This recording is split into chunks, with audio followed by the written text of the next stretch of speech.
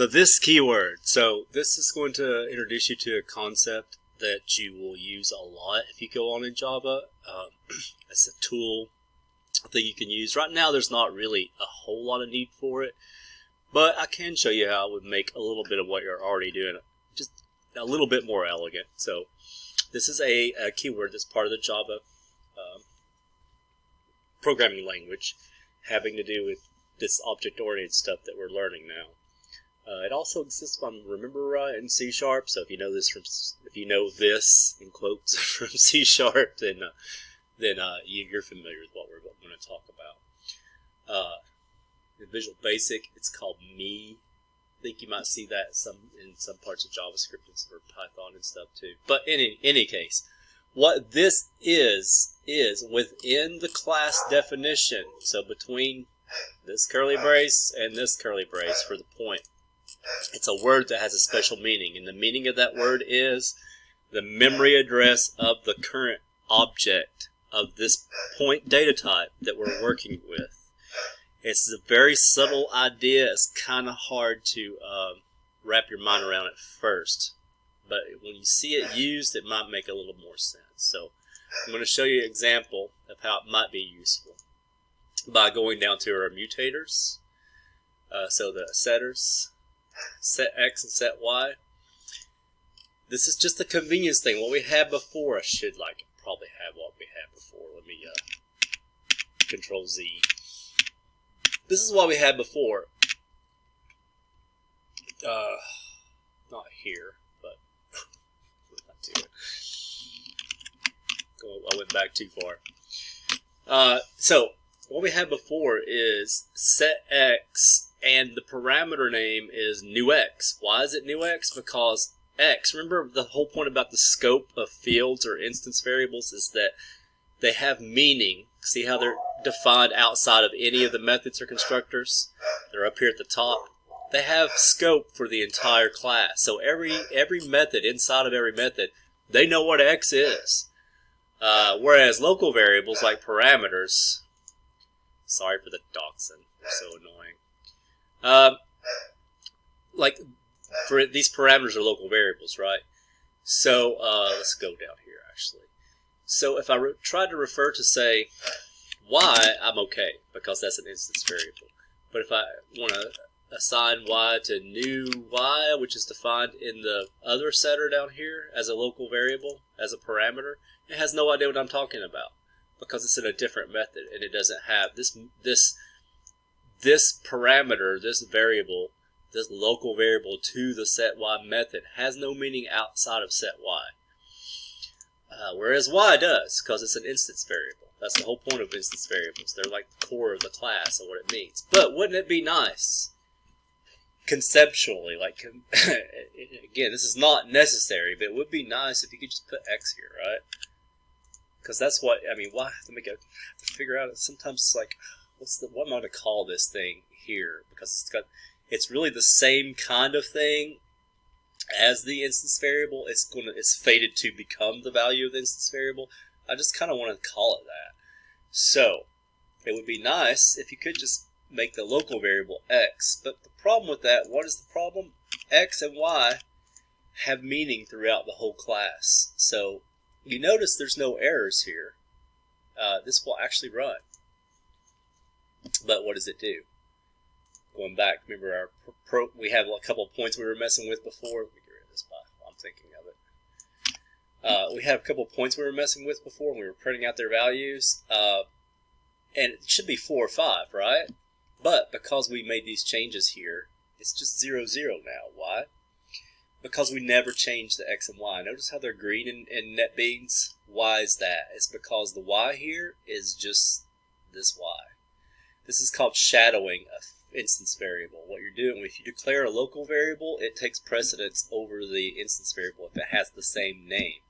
So what you're doing is assigning Y, whatever this Y is, you're assigning it to itself, which doesn't do anything. And it leaves this unchanged, which, remember, there are default values for instance variables in classes, and the default values are 0. So that's why you get 0, 0. But I'd still like to be able to do this with my parameters. So how do I do it? One trick is to use the this keyword. This dot x gets x.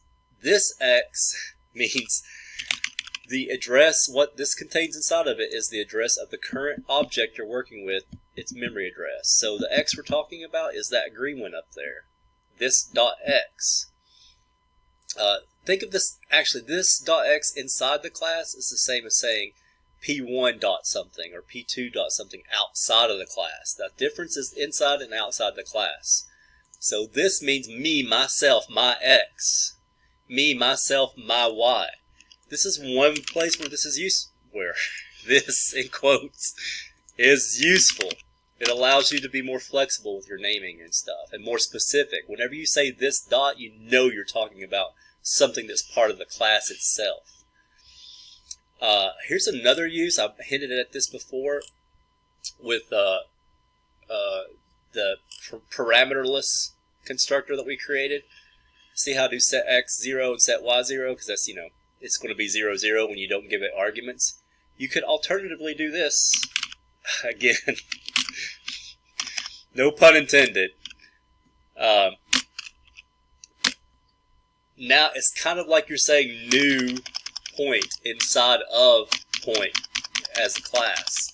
So what this will do, this will do, is it will call the matching constructor that matches the signature for, point, integer. What is that? It's this one.